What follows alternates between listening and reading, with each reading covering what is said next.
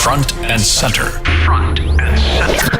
A focus on important and significant developments affecting the lives of Filipinos, not only in the Philippines, but also those living and working around the world. Join us in Front and Center. Front and Center. Here on Radyo Pilipinas World Service. Welcome to Front and Center, where we focus on developments in the Philippines, legislation that provides policies and directions that strives to promote a better economy for the country, issues that concern the welfare and well-being of every Filipino. All of these and more will be Front and Center. You can watch this program on our Facebook page and YouTube channel. That's Radyo Pilipinas World Service. And this program can also be heard on the following shortwave frequencies. That's 9.475 MHz, 15.640 MHz, and 17.820 MHz. Join us for another edition of Front and Center with your host, Jerome Toledo. And there were an information circulating online regarding the international health concern that causing panic among Filipinos. So how true is this? And how does the Department of Health view this development? I asked the thoughts of the spokesperson of the Department of Health, Assistant Secretary Albert Domingo, regarding the issue. Let's listen and watch. Okay, the Department of Health Assistant Secretary Albert Domingo, thank you so much for joining us in the program. You're welcome and a Happy New Year. Thank you for inviting us here. All right. Okay, first things first. Okay,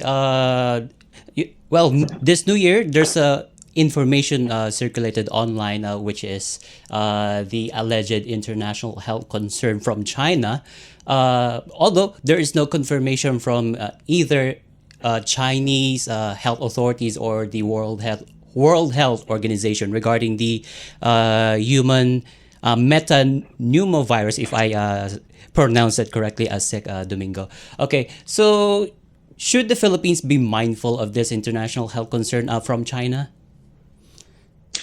We are on the watch for many health concerns. In fact, we are quite surprised that everyone is looking at China when the DOH is more concerned on developments about bird flu. You will be able to see in other countries that there are supposed mutations, although isolated. And for us, that is something more pressing. But be that as it may, it is also concerning that information is spreading just like a virus. And in this case, we don't refer to any particular country until it is verified. Okay. And like you mentioned, it spread like a virus. I read last night about that. And although it shared, there's a Facebook page that shared that information, and it has been shared by thousands of online users. So how does the Department of Health see that?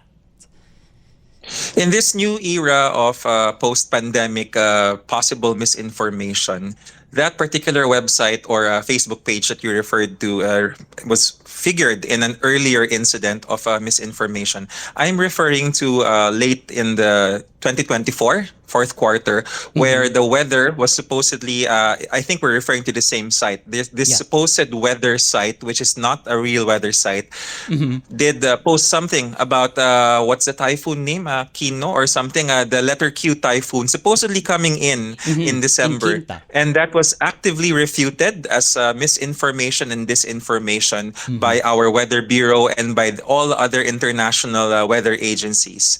So we do not want to dignify the same particular website or page that has been established to be someone who posts misinformation. Okay. Though the news circulated online regarding this alleged international health concern is somehow unverified, of course, as like Domingo. However, can you tell us, for the benefit of our listeners, what is this human metapneumovirus? How does this virus affect human health? The DOH would not like to speak on any particular disease at this point in time, Jerome, until we get more verified information. I see. And has the Department of Health coordinated with the World Health Organization to monitor the situation? Yes, as we speak, there are channels that are open, and behind the scenes, our epidemiologists are coordinating with the International Health Regulation Network.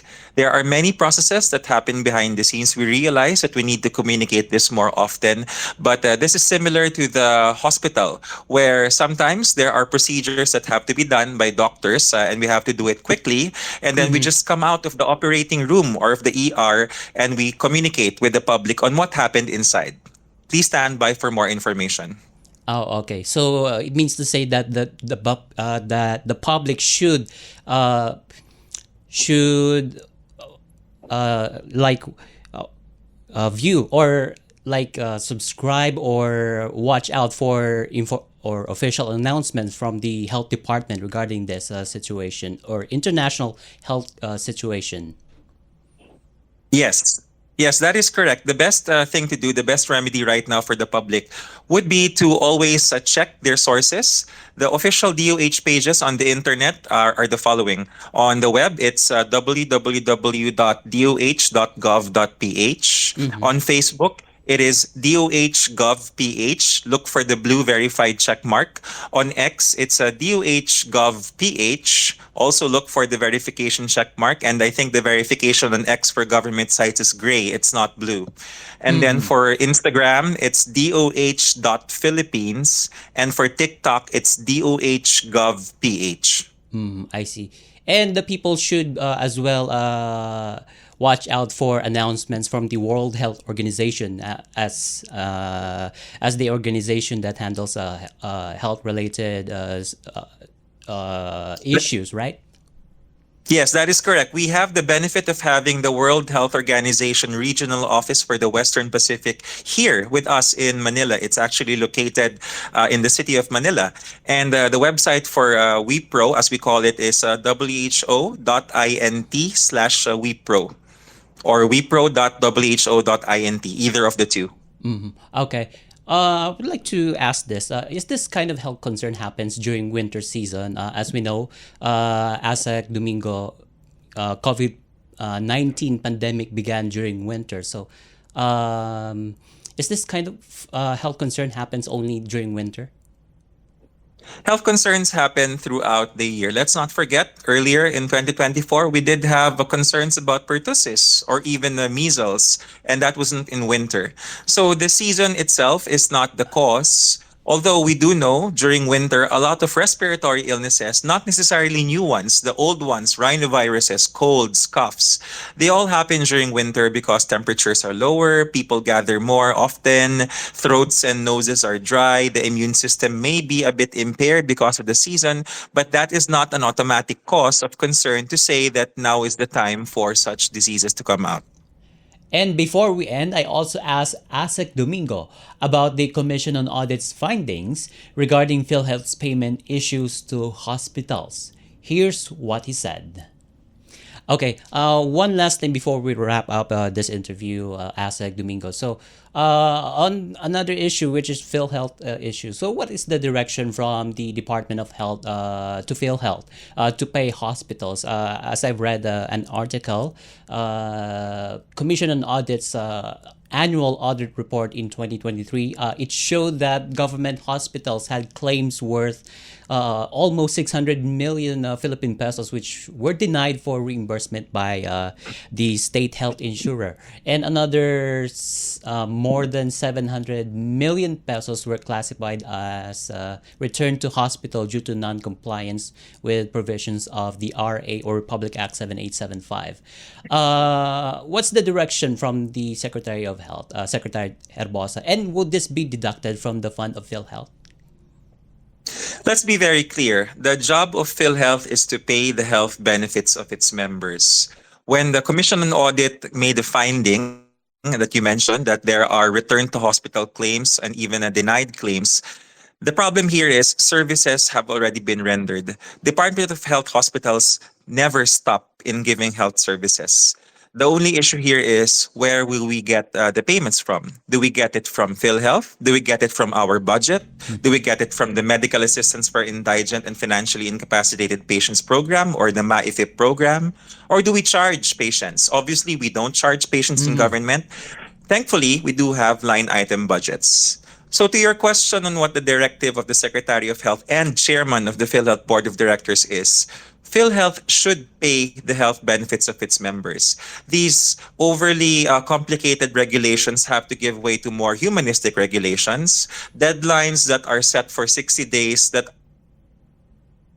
are actually extendable by law under Republic Act 10606 should be extended, and that has been the direction of the DOH through its Secretary of Health and Chairman of the Board. This is something that is actively being resolved, and we hope that PhilHealth will demonstrate better services, meaning payments, in 2025 so that a repeat of the zero subsidy will not happen. So it means that PhilHealth should resolve its financial obligations as soon as possible.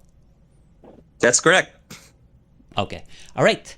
And with that, thank you so much, Assistant Secretary Albert Domingo of the Department of Health, for joining us in the program.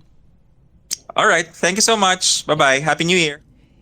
And you just listen and watch of the interview of the program with DOH spokesperson Assistant Secretary Albert Domingo. And that concludes this edition of Front and Center on Radyo Pilipinas World Service, together with Erwin Peñano and Milo Junela. This is your host, Jerome Toledo. Join us again here on Front and Center. Mabuhay and love the Philippines. You have just heard and watched Front and Center. Front and Center. Join us again for another edition here on Radyo Pilipinas World Service. Front and Center.